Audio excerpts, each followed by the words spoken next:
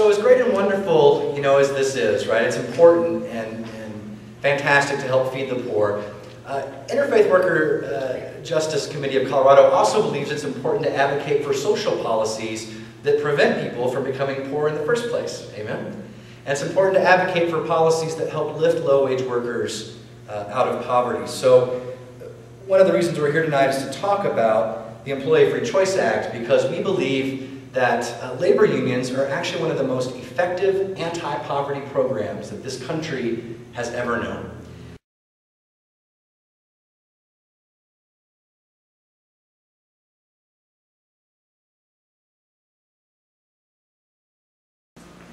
So myself and a couple of workers, we got together and decided, what have we got to lose? We won the 2 elections with a 75% majority, and to this day, we're still working on a first contract. There's companies that have waited 7 years, and that favors management because I'm feeling it now. As a representative for our drivers, as time goes on, they lose patience.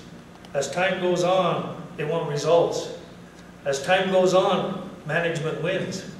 So, it's just, a year is too long, and that's why I support this Employee Free Choice Act. I think that 120 days is exactly what we need, and that's exactly what this country needs to bring back the middle class. I mean, there's such a gap now. I mean, it's either filthy rich or filthy poor. We need to get that middle class back again, and I think the economy can be on its way to recovery.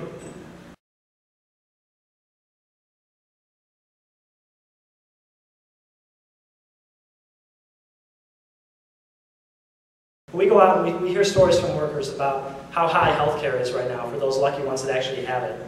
We hear about workers that are concerned about their jobs going overseas or their wages being cut. And we also hear about workers that wonder if they're ever going to be able to save enough to be able to retire.